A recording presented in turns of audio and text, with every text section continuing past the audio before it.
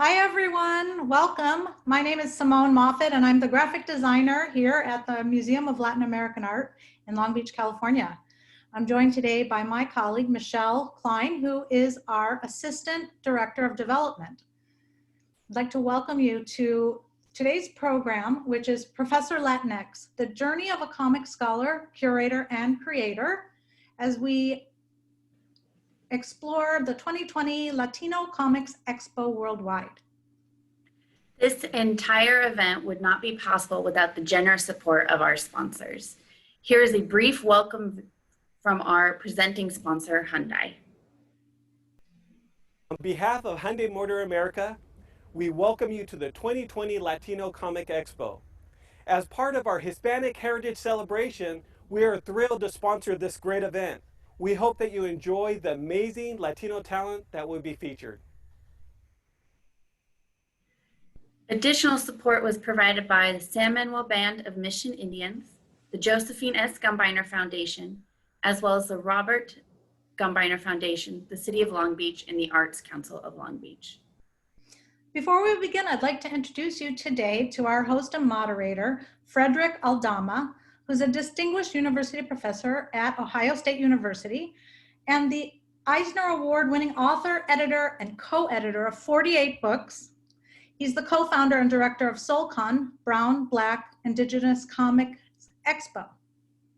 So welcome, Dr. We hope you enjoy Aldama. the program.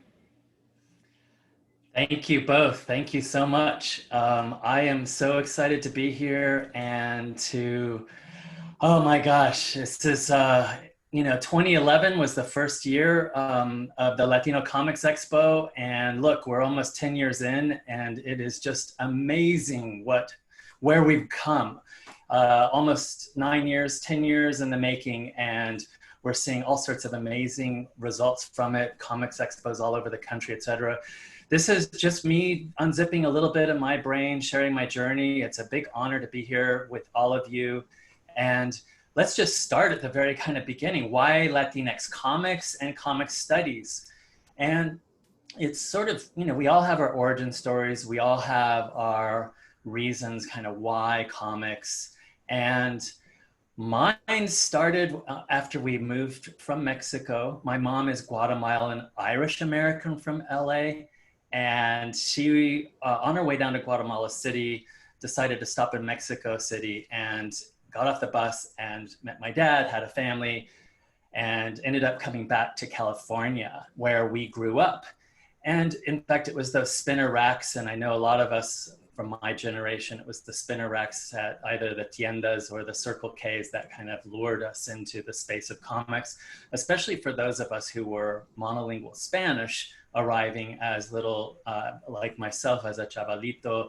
That was my sort of literacy space. That was the place where I could explore English through visual language and learn English and learn to read English in ways where I wasn't being kind of threatened by teachers with rulers telling me that if I spoke that dirty Mexican, I would get hit with one of those rulers. But it's also, yeah, those spinner racks. And here, of course, I'm thinking about Fantastic Four, Thing, X-Men, of course, Professor X obviously had a big influence on me. Cyclops, Wolverine, all of those. I didn't know about White Tiger at the time, but it was the same period when White Tiger came out, and wow, what an awesome Latinx superhero. But it was also a part of my Rascuache education because we also went to the Pulgas, and there I had my blue, demon kind of mask that was, kind of hybrid Batman / whatever cape I had around. And yeah, so the luchador and the lucha experience itself, very much a part of this early education and interest. I'll be honest, there was a moment when I had to give up comics, and that was just, a lot of schoolwork and a lot of stuff, to deal with around the family. I didn't get back to comics until college. And this was a great moment. I was at Berkeley, and it was a great moment to be in college because suddenly you had comics like Watchmen and Love and Rockets appearing on syllabi in our classrooms, in our in our comp and rhetoric courses, learning how to write in and around through comics. So this woke me back up to this space of comic books, especially Latinx comics with Love and Rockets. I went on to go to Stanford, and it was at Stanford that I really wanted to write about this as a dissertation, but I knew that I probably wouldn't get a job. This was the mid to late 90s, and we still weren't publishing kind of academic scholarly studies on this. So I did a typical first couple of books. And then once I was full professor at the University of Colorado Boulder, and then here at The Ohio State University, that's when I went full swing into publishing on Latino comics. My first book, Your Brain on Latino Comics, wow, that was like eye-opening for me, because I realized that there was this incredible living, breathing archive out there of comic book creators that were making this stuff and transforming the world with their comics. And so, yeah, I wrote Your Brain on Latino Comics. When I was writing that, I felt impassioned. I knew it was going to be a significant book for me and for others.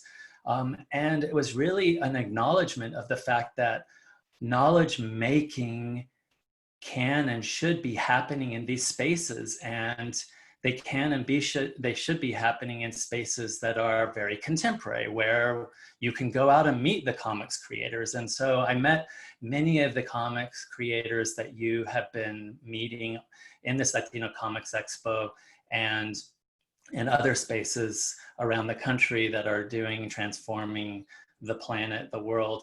And other books after that. So Latinx Superheroes in Mainstream Comics, which won an Eisner for Best Scholarly Work. I went back in the mainstream archive because I wanted to really understand and study our presence, our deliberate erasure from the Marvel and DC spaces in comics histories, and then really put that under the spotlight for us to understand that, yes, we have been there. In fact, we've been around since the 40s, even if those representations of Latinx haven't been exactly ideal. So going back and really kind of tracing that space and that knowledge and that history for us. And then, of course, all sorts of other books in and around it. A recent publication is a volume on graphic indigeneity, where I really kind of wanted to get at how comics, Latinx comics, comics of the Americas really need to account for our ancestral heritage within the space of the indigenous. And curating comics volumes like Tales from La Vida, again, bringing these stories, all of our stories, different stories, Boricua, Puerto Rican island, Southwest Chicanx, LA, all of them into one volume for people to really understand the richness of our experiences and our identities as Latinx peoples in this country. This has been a real remarkable journey for me. I'm so amazed and happy that I can be doing this and teaching and writing books, and they're getting recognized. Not exactly what it was like when I was in grad school, that's for sure. So all of us doing this work to transform the spaces of comics and also the scholarship around comics. But I also realized that we need to teach in and through other means. And so I've been pursuing and creating documentaries, films, and animations, because these can become really vital spaces for us to share what we're learning and to share what the creators are doing. Here's a little clip. I still was looking for characters that were not sidekicks, were not the side story. A culture that I'm a part of sometimes misses the point. Latino comics in Latin America tend to be more white. Being a Latino who's drawing it, it's a Latino thing. I can draw a fire hydrant, it's still a Latino drew that. The Latin lover stereotype. The whole town is lazy and drunk and all that other stuff. A lot of times I feel like I'm not female enough. We're adding diversity. We've got a Mexican guy. Look, there's a luchador right there. I think that we made some serious strides with African American characters and LGBTQ characters, that there still is not enough representations of people of Latin descent. Communities need to see themselves in the media they consume. There's Dominican, there's Puerto Rican, there's Mexican, there's Nicaraguan, it's just all over the place. The most exciting thing about right now is knowing that there are superheroes that are being written for everyone. Oh, the future it's limitless. So that's just a little teaser trailer from the documentary that you can see on Amazon Prime if you have Amazon Prime. And I just wanted to say that for some reason I don't have the chat function here. So Salima, if there's a question, maybe you can just kind of announce from the outer sphere there. Yeah, so Professor Latinx YouTube channel is another space for me that I've developed during the pandemic. I was like, hold on, there are all these incredible scholars outside of the United States, inside the United States, African-American, indigenous scholars, scholars in Europe, scholars in Japan, scholars in India that have been doing this really incredible work on comics. And I wanted to share with us and our students and the world the different insights and journeys of all of these different scholars and also creators. So I created the Professor Latinx YouTube channel really to remind us that there's incredible comics being made and have been made in other spaces around the planet, and that there are other people studying this and they might not be coming at the same questions or asking the same questions that we are in the United States.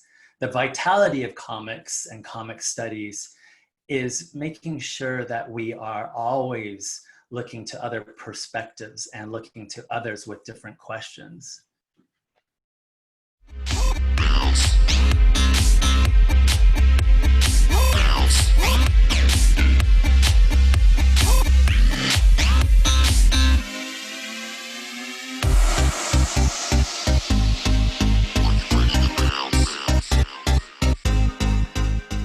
So yeah, please do take a look at the Professor Latinx YouTube channel.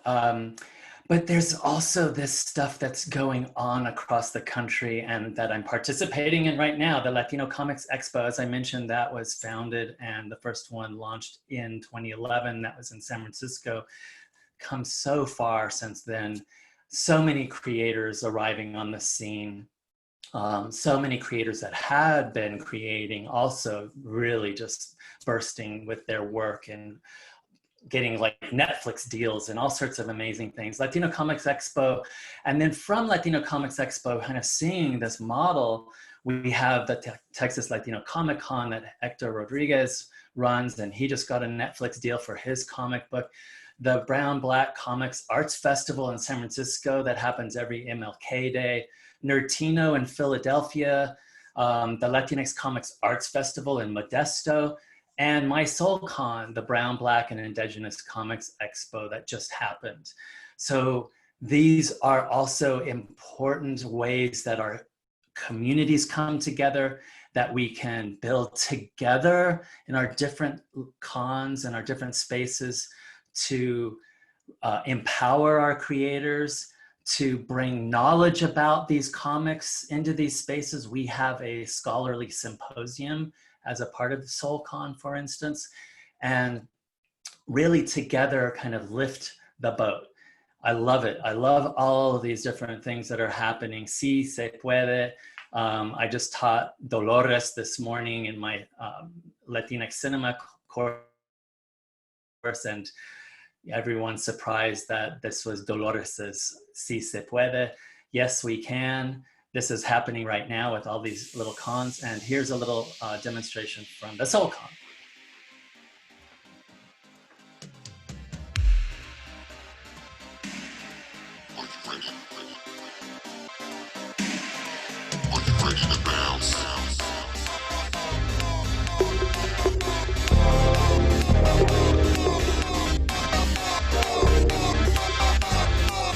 SØLCON, wow, we had to go virtual as well. And I think as the Latino Comics Expo is discovering, by going virtual, there are some silver linings. We were able to bring in creators from, all over the place, including our Indigenous brothers and sisters from places like Canada and elsewhere, those who, where it's very difficult for them to travel because of physical disabilities, et cetera. So yeah, there's been some really amazing things that have resulted from this virtual space.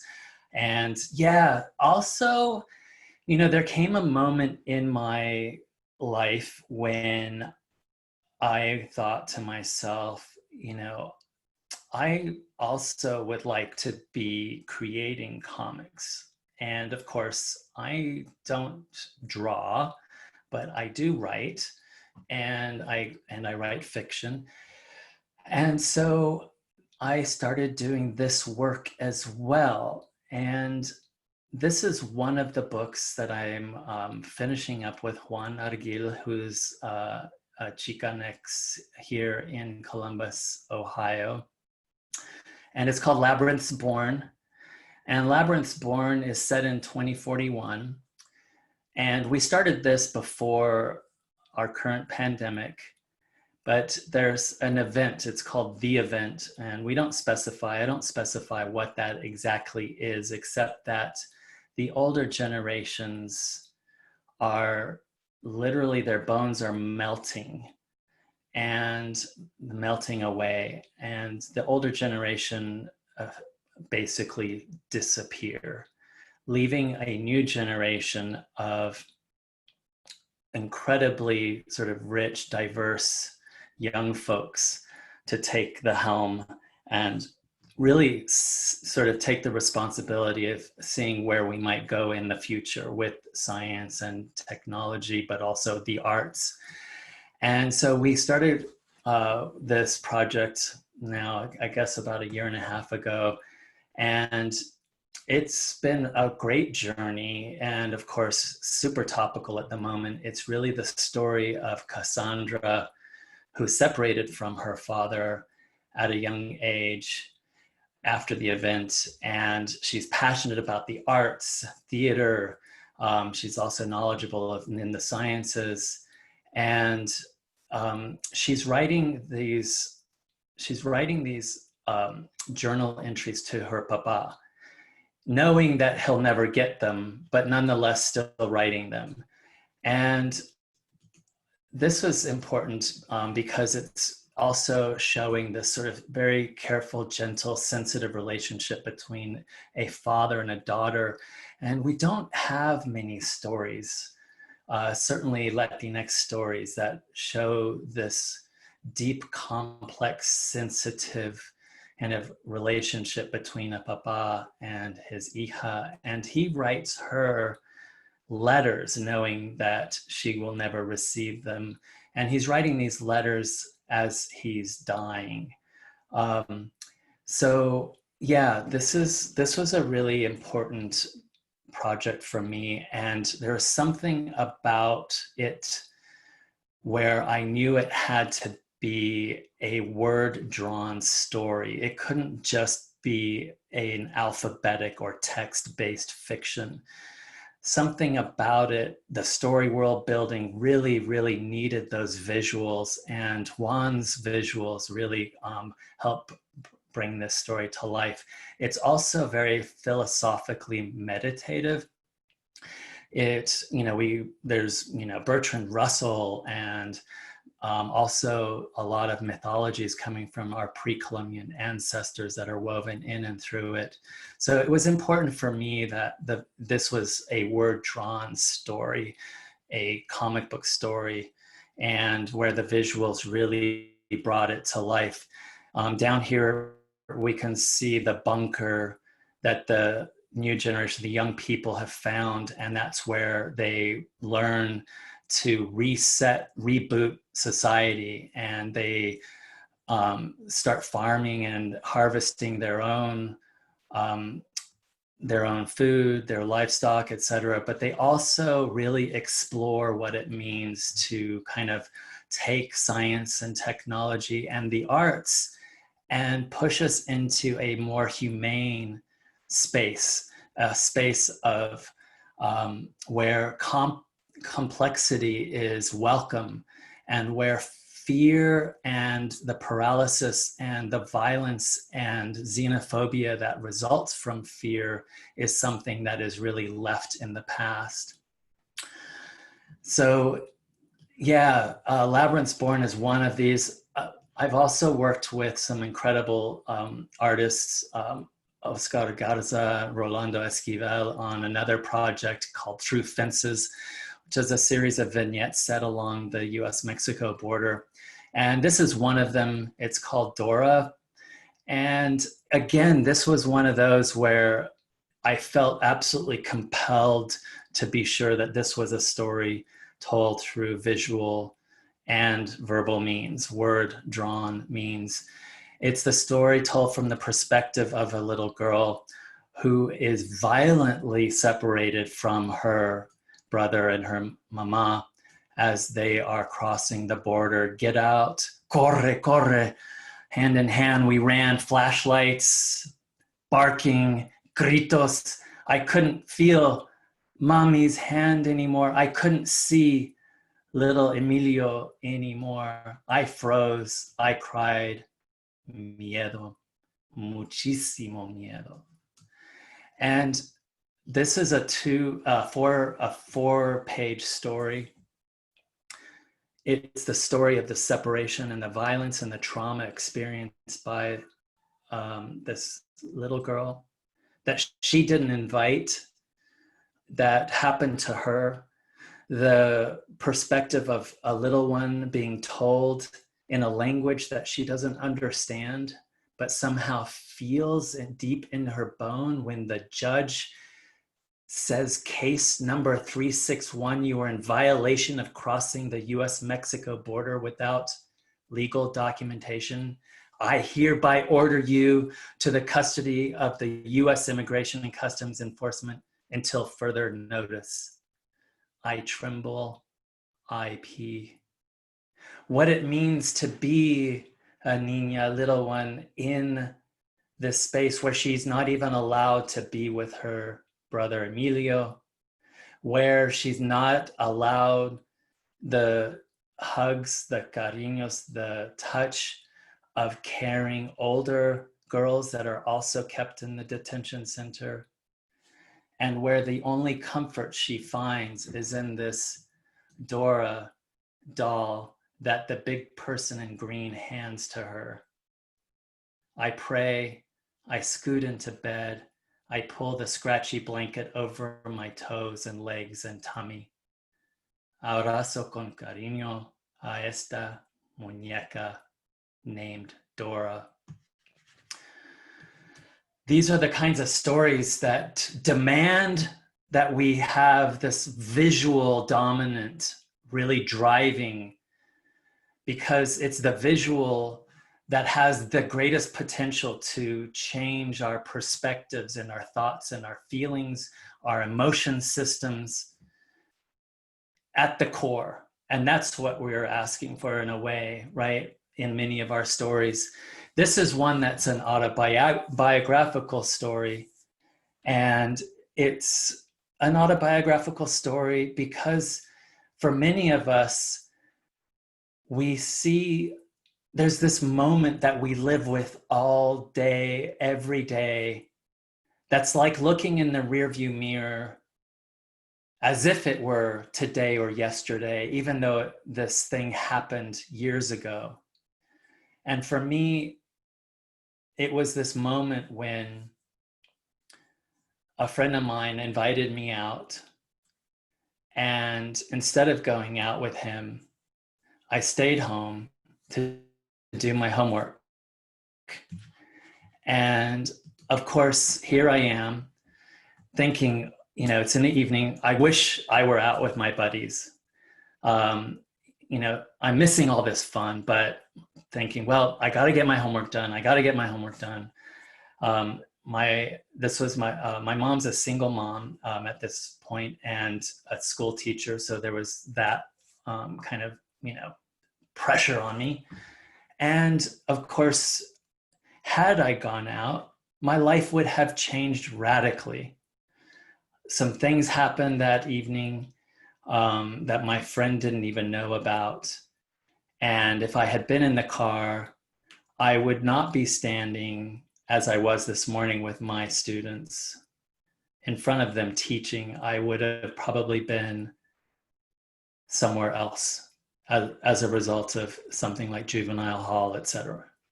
It could have been. And the power of that story, again, demanding that it be told through the dominant of visual, through the comic book. And John Jennings, a friend and incredible creator in his own right, also professor at UC Riverside, gifted me his skills at bringing this to life. And I love the collaboration here because John also kind of shared many of the same kinds of experiences that I did as an African American growing up in this country. And what was amazing is that I didn't have to explain things to him. We had a talk and he knew it, he got it. And it's those kinds of collaborations that comic books allow for. The beautiful communities that are created in and through comics reading and in and through comics creating. I also went in and decided that we have to get these stories to little ones. It's in many ways incumbent, it's the little guys. That's the space where where our work can be the biggest, have the biggest impact. And it's the kids' books that can have the huge impact. But when you go to the libraries, we barely see any stories about us, and we barely see any stories about our mythologies being kind of brought into this space. I wanted to make a difference. I wanted this to be a story that was coming from our communities, our stories that we heard as kids, and also to open eyes, right? For our niños, for our parents, for families that might not be aware of what's going on.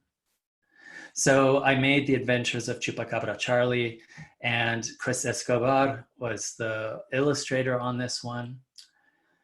I'm gonna step away here just to take a quick look at any questions that we might have. Between this, it's kind of interesting seeing the parallels between the society reset and the current pandemic, teens in a bunker. Yes, absolutely. It's obviously kind of picking up on something even before the pandemic happened. And that something being that we need a reset, we need a reboot. And we've been brought to the edge, the precipice today, even before the pandemic, where we are not just hungry for, but demanding a reboot, because what's been happening isn't sustainable. The pandemic has just intensified what we were already feeling and experiencing, right? So yeah, Chupacabra Charlie. I didn't get that. This is Could you try Natalia, again? a graduate student, and she does this beautiful reading. So I'm gonna let her do the reading. Oh, is it? Can you guys hear this?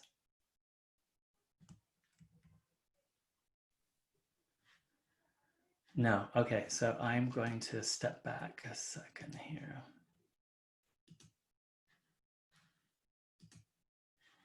Okay, let's see.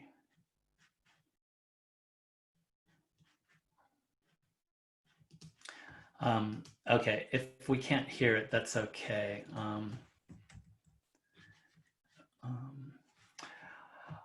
I'm gonna move to the next one, but this is just if you go to Reading Tree, it's on YouTube, you can hear Natalia read Chupacabra Charlie. And it is the most amazing experience you'll have, and what I love about it is she's very careful to go back to the glossary, showing children who are watching it, you know, how we can use the glossaries as a literacy device. Oh, there it is. Just before I was born 10 years ago, Mama Lula and Papa Rolo found this spot.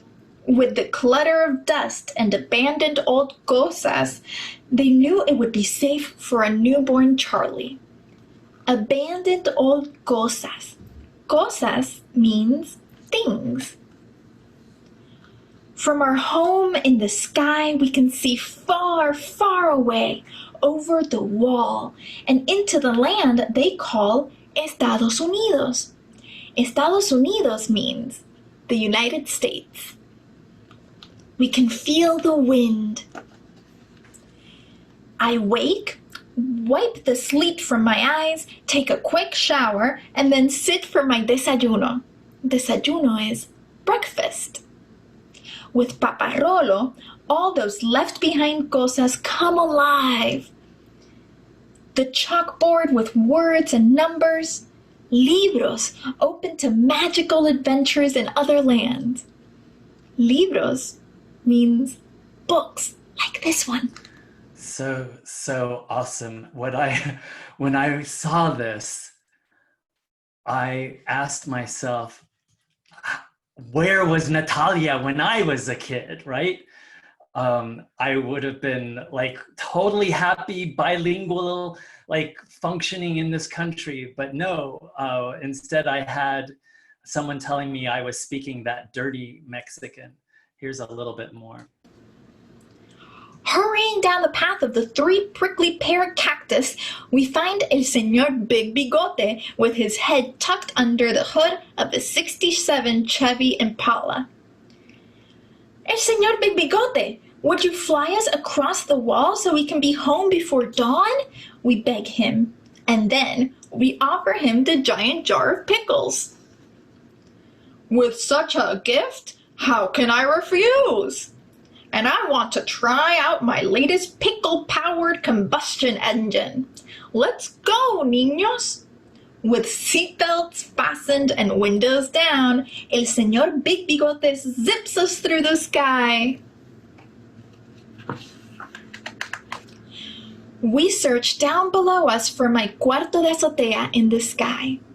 Finally, we see it. We land, and Lupe disappears over the roof's edge. I slip into bed, smiling big. I know this will be the first of many great adventures. The end. Seriously, where was Natalia when I was a kid? I had to learn my Spanish again in college. Crazy, right?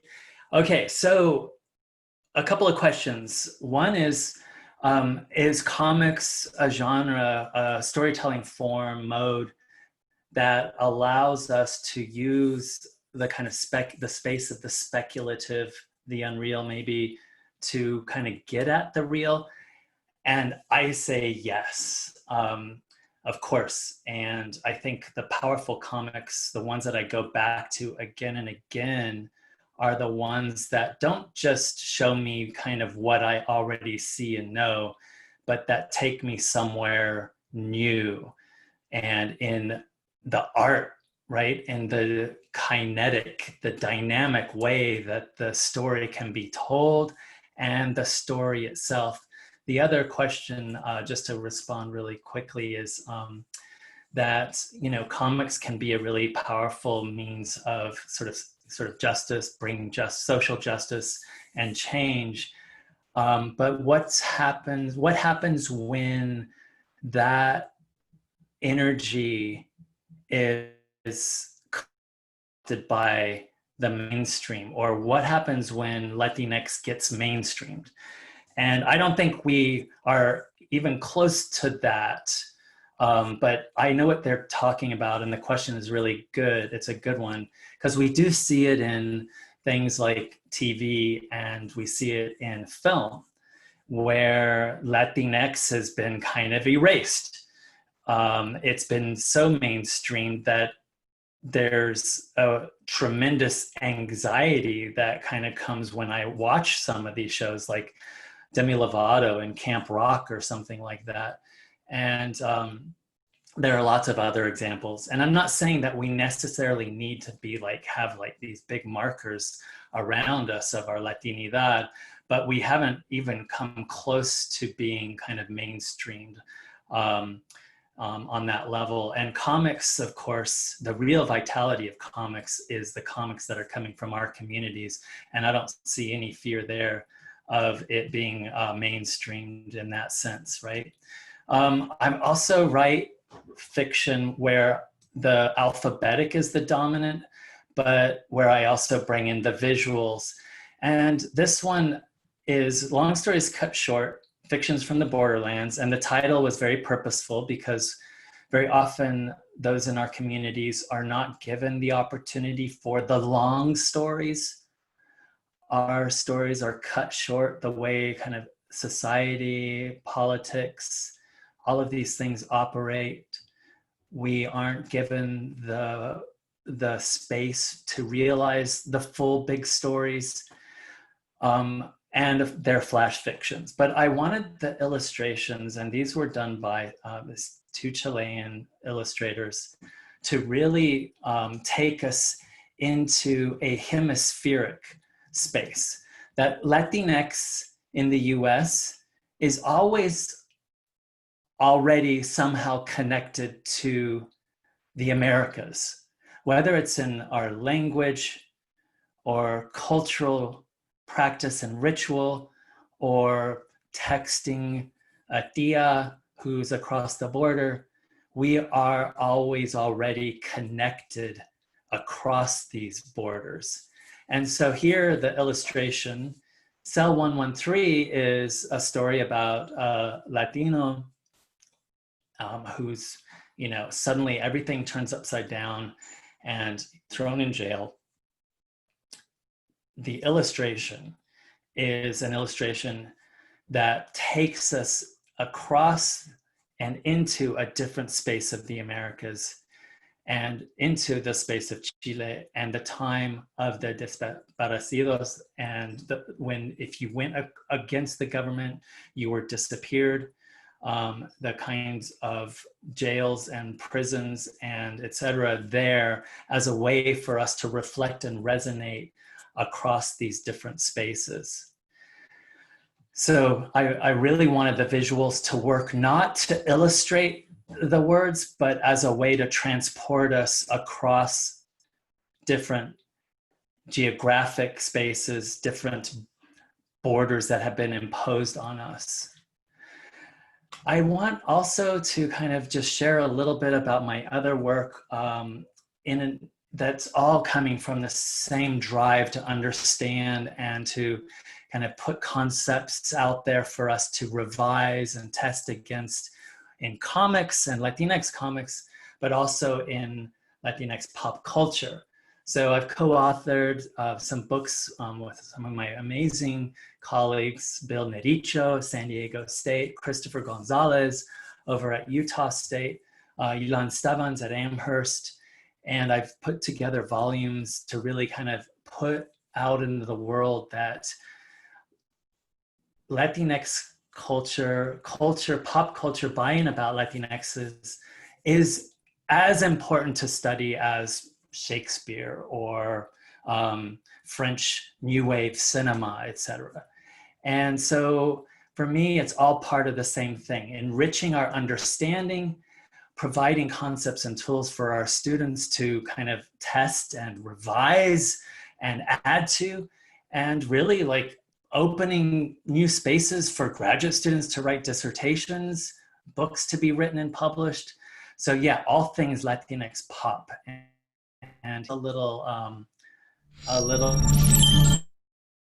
preview of a coming video cast that I'm doing with Peter Murrieta.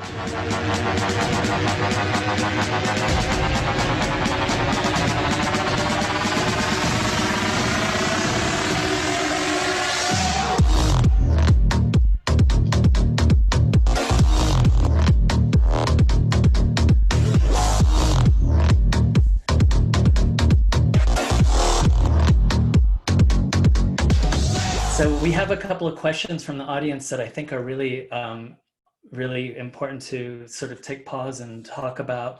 One is, it's very difficult to find comics in Spanish. Right, that's true. And it's also because of the gatekeeping mechanisms in place with publishing and distribution, it's very difficult to get our hands on comics from outside of the US, especially from Mexico and Latin America in general. So yeah, really important question. And it really has to do with the domination of whether it's independent or mainstream comics outlets here in the US, right? Just dominating the space. We have to make the extra work to make sure to put the visibility on these comics and to talk about them and to get them published. It's one of the reasons why I created the imprint Latino Graphics. The other question that came up was about voting. This person's less sort of concerned about mainstreaming comics and more about getting the vote out. That's another big issue. You're right. I mean, we need our communities to kind of get out there and make that difference. I want to keep moving forward because we are at the 42-minute mark. One of the other spaces of knowledge that I really wanted to get sort of systematize and put out there in the world was a book on Robert Rodriguez. And when I first sort of thought about this project, a lot of people thought, oh my goodness, Robert Rodriguez, but like, why? And I'm like, well, the guy's made, you know, like 18 or 19 films, and it's an extraordinary record. And yet there's no book on him, no academic research book on the guy. But more than that, I wanted to make sure that his comics, which is really the kind of foundation of his movie making, his Los Hooligans comic strip that he did when he was at UT Austin, is really the springboard, inspiration, and worldview for all of the movies that he's made. So the comic book is like the basis for really understanding the vision and the materialization of that vision in his film aesthetics. A couple of other really quick things. The Latino Graphics I mentioned as a way to publish our creators that were not finding those spaces to get published and to see that what they were doing is extremely important. Wilfred Santiago, Eric Garcia drawing in anger, Ilan Stavans, Angelitos, of course, Alberto Ledesma's undocumented, Diary of an Undocumented, of a Reluctant Dreamer. And then my series with World Comics and Graphic Nonfiction, other series.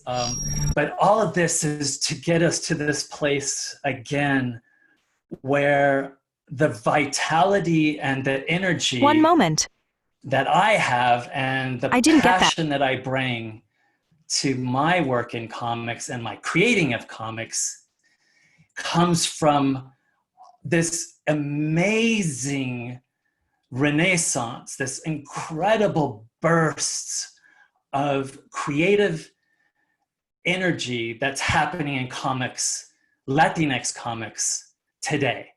Afro-Latinx, LGBTQ, sci-fi, luchador, satirical, right? Political, Latina superheroes, autobiographical, memoir,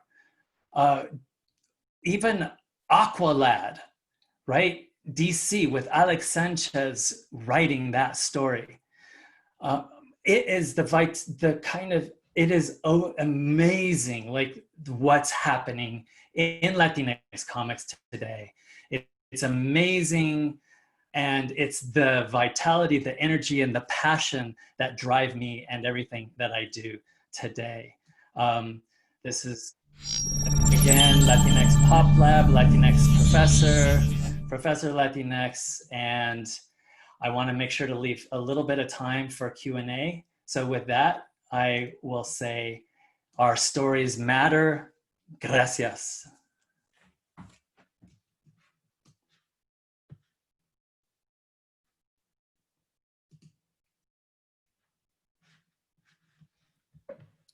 Hello, everyone. The chat is open if you have any other questions. I think Dr. Aldama has done a great job in monitoring the questions in the chat, so thank you for that. Let's give it a few more minutes. And also remember that we're streaming through YouTube. We had a little bit of a trouble at the beginning. We'll be uploading the completed video as soon as we render it out, just so you know. And please join us for the rest of the sessions that we have this evening, as well as Friday and Saturday. So Bobby Hernandez has a question. Professor, what are some of the top Latino characters that our audience should be aware of? Latino heroes? Yeah, that's a great question, Bobby, thanks. And I'll bring up this slide again. Bobby, as you know, it is like there is an abundance. And I think what I would do if I were first coming into this space is I would go and kind of look up some of our kind of pioneers. And I would look up Laura Molina's Jaguar. I would look up Javi's El Muerto, Rody Montijo's Pablo's Inferno. And I would kind of get into those and really experience some of these foundational comics and then start moving forward and seeing where we've grown and the different spaces, speculative spaces. Daniel Parada's Zots, right? He takes us back to a pre-Columbian speculative space and reimagines that. Luchismo is another amazing. I mean, it depends on if you want to have fun and just, laugh. The Mashbone and Grifty, Oscar Garza and Rolando Esquivel. El Peso Ero, which is Hector's comic, is the one that just got picked up with Netflix. Love and Rockets, of course, we all know, but there's so many, it's unbelievable. So Bobby, it's hard. Like I wouldn't say, I can't put a top 10 together. I would say you just have to go at this slide and start digging in. We have Jaime Crespo's Tortilla. We have Raul Third's Vamos for Kids, Lalo Alcaraz, the Jalisco Superhero. Wow, it's like unbelievable what we've got going on out there. What is a story in Latinx history that could benefit from historical graphic novel treatment a la Death of Stalin? Okay, that's it. I'm not sure exactly where that question is going. What is a story in Latinx history that could benefit? I'm going to answer right now with Dolores Huerta, because I taught her this morning, and one of the things that we need to support and the creators that we really need to empower right now are Latinas and also our LGBTQ plus brothers and sisters, because those stories still need to have the space that they merit, that they demand. And Dolores Huerta, unbelievably, so many of my students didn't know about her. And I would say that would be my first sort of historical graphic novel, graphic history treatment would be to go to Dolores Huerta. So Professor, there's two more questions that came in through the Q&A section. Okay. The first one from Ronnie Dukes. How does a creator become part of your publishing imprint? Super easy. You can send me an email, aldama.1@osu.edu.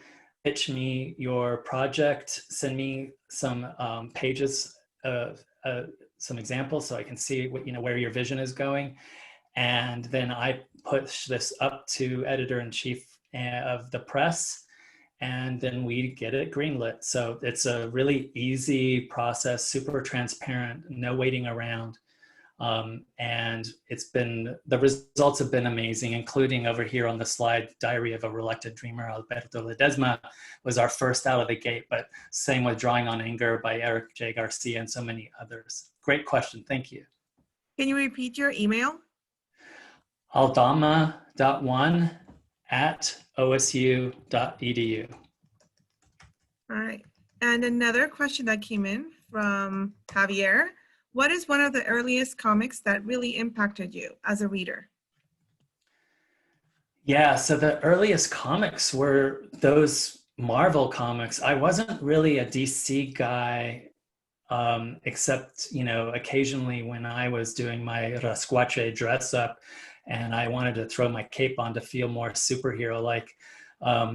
I was more into the X-Men and the Fantastic Four, Thing, Cyclops, Professor X. I would say collectively those had the biggest impact on me because they actually took me out of that space of kind of worrying about my mom, and her work and her job and making enough money so we could survive. And when we moved back from Mexico, she moved us little guys, and we left my dad in Mexico. So, for me, it was the biggest impact was both getting me out, allowing me to kind of fly and soar beyond my kind of the straitjackets of our socioeconomic, right, kind of anxieties. But also those comics, as I mentioned, were liberating because nobody was judging me and nobody was judging the language and how I spoke language and how I read language. Comics were extremely freeing for me for that reason. So I would say Marvel, and from that moment on, I've always been kind of more of a Marvel person than a DC person. Oh, yeah, Bobby has this question. Every so often, someone claims to be the first Latinx superhero. So who is the definitive first Latinx superhero? I would say that, we have to credit Joaquin Murrieta, who is actually the great-great-grandfather of Peter Murrieta, Mighty Peter, that I'm doing that video cast with. And so Joaquin Murrieta is the person I mentioned because he was kind of Robin Hood figure for the Latinx community who was demonized. But most importantly, he was the inspiration for Zorro. And we all know that Zorro was the inspiration for Batman. And so, yeah, if we're going deep dive into planetary history, we got to go to Joaquin Murrieta, who inspired Zorro, who inspired Batman.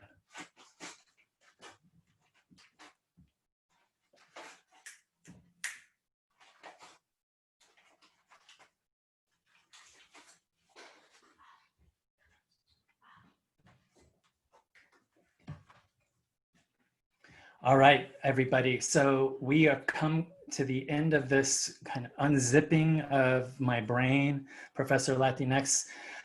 I want to thank all of you for taking the time to listen to me, and I'm hoping that some knowledge was made here. I also want to thank all of the folks that have made the Latino Comics Expo Worldwide 2020 happen there at MOLA, as well as Javi and Ricardo, who worked so hard to make sure that Latino Comics Expo really is that space of community building, of erasing lines between the queer scholars and our community.